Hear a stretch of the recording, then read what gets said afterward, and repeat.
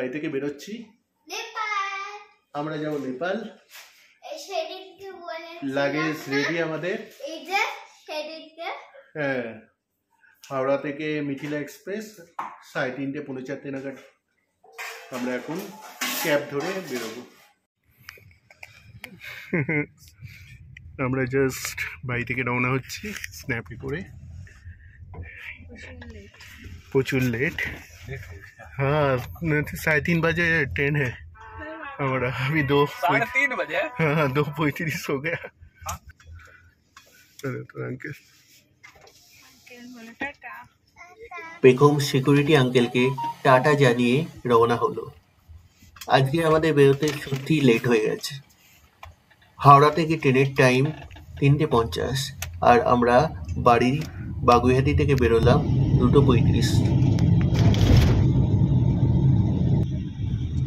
যাই হোক, আমাদের ভাগ্য ভালো ছিল, রাস্তায় বিশেষ জ্যাম ছিল না বলে 3:30 মধ্যে হাওড়া স্টেশনে পৌঁছাতে পেরেছি।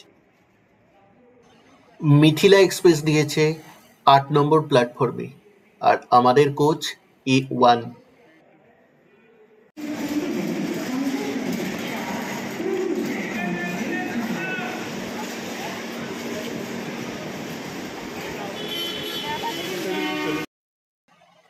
ট্রেন ছাড়ার আগে আমরা প্ল্যাটফর্মে দাঁড়িয়ে কিছু সেলফি তুলে নিলাম। নির্ধারিত সময় মিথিলা এক্সপ্রেস হাওড়া স্টেশন থেকে ছাড়লো।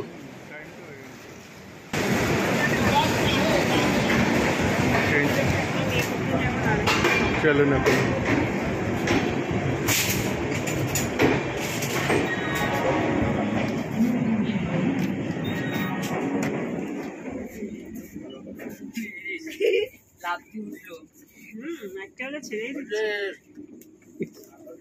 আমি জাস্ট নেমেছি, ভিডিও কি জাস্ট নেমেছে। আর একটু হলেই ট্রেন মিস করতে।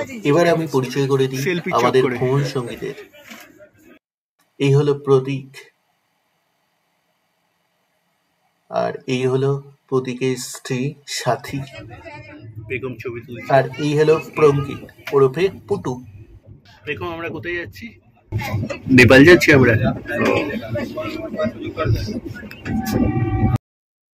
एक ग्रुप सेल्फी तो बनता है। তাস খেলা শুরু হচ্ছে। প্রতীক তাস নিয়ে এসছে। কে খেলবে? কলবে খেলবে।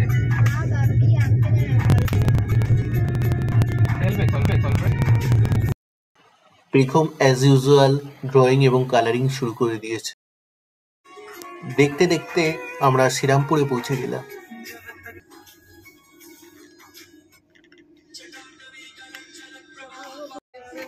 চন্দননগর পৌঁছালো 4:41। ডিম হবে, দেশি ডিম খাবে, ডিম সিদ্ধ।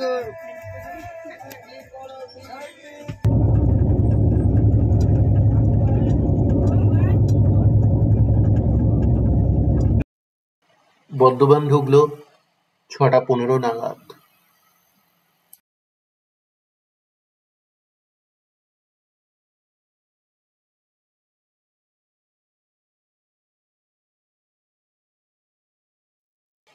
বেগম মোবাইলে গেম খেলা শুরু করে দিয়েছে। বর্ধমান থেকে আমরা সিঙ্গাড়া আর ভাঁড়ের চা খেলাম। ভারী অদ্ভুত সুন্দর খেতে। দুর্গাপুর ছাড়ার পর আমরা ডিনার করা শুরু করলাম। খাবারটা সাথী বাড়ি থেকে বানিয়ে এনেছে, দারুণ সুস্বাদু। হ্যালো, আমরা এখন খাচ্ছি, নেপালে যাব। দেখো আমাদের খাবারটা একবার, মটরশুঁটি কচুরি, আবার বাটার চিকেন। দেখো, তোমরা ঠিক মতো দেখতে পাচ্ছ তো? Hello,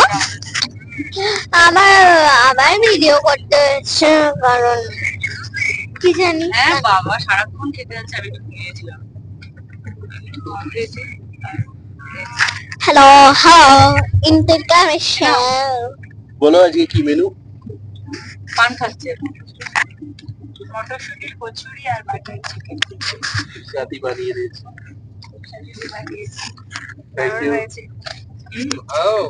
Thank you.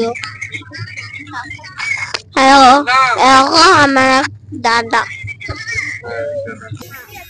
এখন ঘড়িতে বাজে 10:20। আমরা জেসিডি স্টেশন ক্রস করলাম, ছাড়লাম।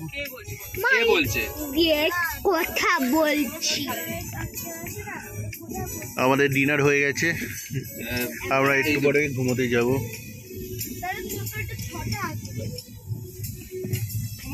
বেগম হজমুলা খাচ্ছে। Yummy yummy. Good morning Begum. এখন 8টা বাজে, আর আধ ঘন্টার মধ্যে আমরা রক্সলে পৌঁছে যাব।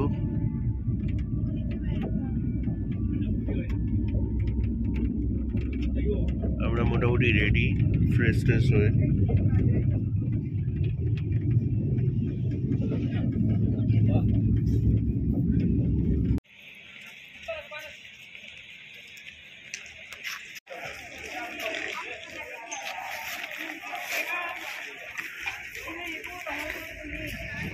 এখন বাজে 8:30। আমরা রক্সলে পৌঁছে গেছি।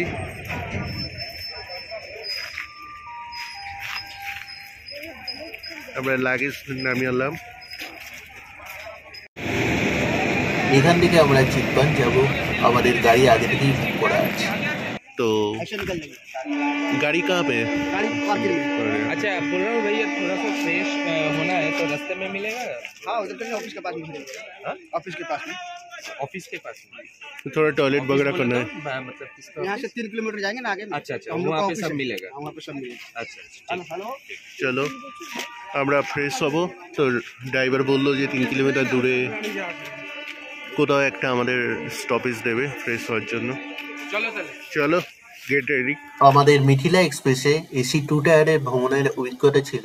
কম্পার্টমেন্ট মোটামুটি পরিষ্কার ছিল, আনরিজার্ভ লোকজন ওঠেনি, কিন্তু রাত থেকে টয়লেটে কোনো জল ছিল না। এটা আমাদের গাড়ি, একটা ইনোভা বুক করেছি আমরা। এটা করে আমরা চিতবান যাব। এতে ধরতে হবে, ও পড়ে যাবে, ধরতে হবে।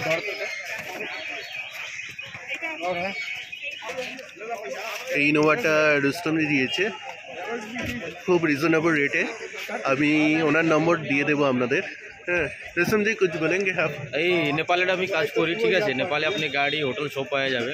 आप हिंदी में भी बात बोल सकते हैं। रक्सौल उतरिए, मेरे को फ़ोन कीजिए, मैंने कॉन्टैक्ट नंबर दे दूंगा अपना, ठीक है ना? उसमें फ़ोन कीजिए, इधर गाड़ी होटल जो चाहिए नेपाल के लिए सब हम लोग प्रोवाइड करते हैं, ठीक है? कौन सा गाड़ी आप देंगे? इनोवा है, स्कॉर्पियो है, सुमो है, छोटा गाड़ी बड़ा गाड़ी जो चाहिए सब मिल जाएगा। नेक्स्ट टाइम भी कोई आए तो मेरा नंबर दे दीजिए, फ़ोन ठीक कीजिए। है, थैंक यू। আমরা গাড়িতে উঠে পড়েছি, রক্সল থেকে জাস্ট বেরোচ্ছি। আমরা প্রথমে একদিনের জন্য ইনোভাটা বুক করেছিলাম, কিন্তু পরে আমরা ডিসিশন চেঞ্জ করে 10 দিনের জন্য করলাম, কারণ নেপালে গাড়ির ভাড়া অত্যাধিক বেশি। দুখানা পয়েন্টের মধ্যে ভাড়া 10-12 হাজারও হতে পারে। এখন আমরা নেপালের মধ্যে প্রবেশ করছি। এখানে আমরা এসছি পারমিটের জন্য ওয়েট করে আছি। ড্রাইভার গেছে পারমিট করতে। গাড়ির পারমিটের জন্য লাগে পার ডে 600 নেপালি টাকা। 6 দিনের জন্য দেয়, তার থেকে বেশি লাগলে কাঠমান্ডুতে গিয়ে এক্সটেনশন করতে হবে। ভিডিও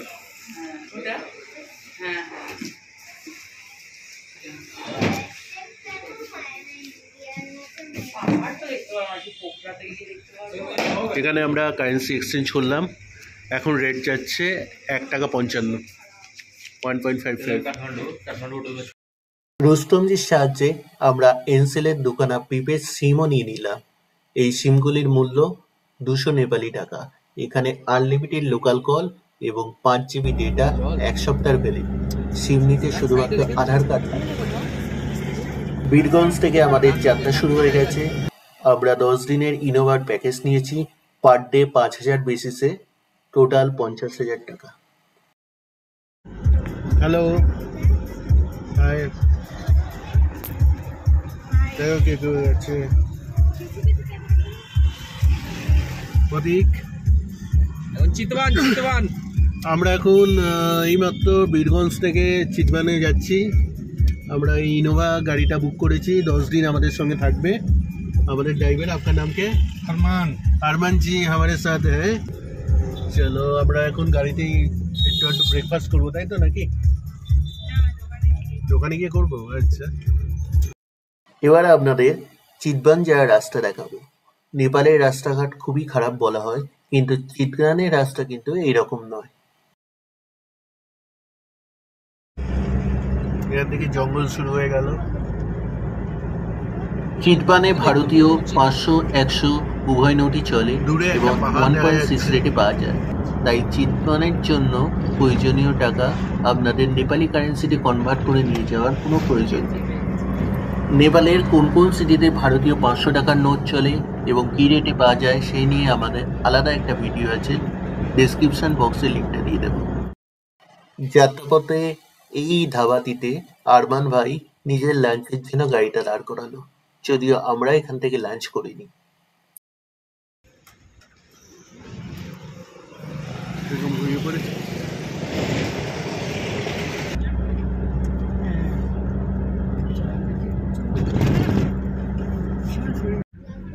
রক্সোল থেকে চিতবান ন্যাশনাল পার্কের দূরত্ব প্রায় 160 কিলোমিটার। সময় লাগবে 4.5 ঘন্টার মতো। রাস্তাঘাট খুবই সুন্দর, যেমনটি আপনি দেখছেন। রাস্তাঘাটের মূল সমস্যা হবে পোখরা থেকে কাঠমান্ডুর মধ্যে, যেটি আপনারা আগামী পর্বগুলোতে দেখতে পাবেন।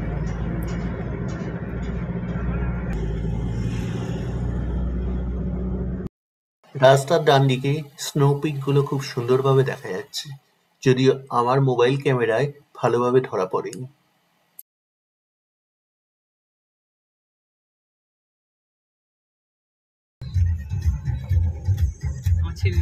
सब होटल का नाम का लिस्ट है।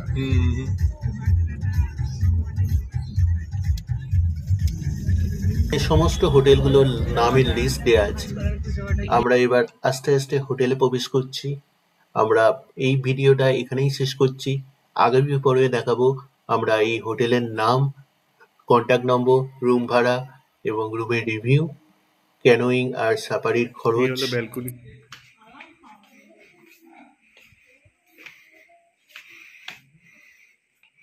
ওইখানে সুন্দর একটা মশারি আছে।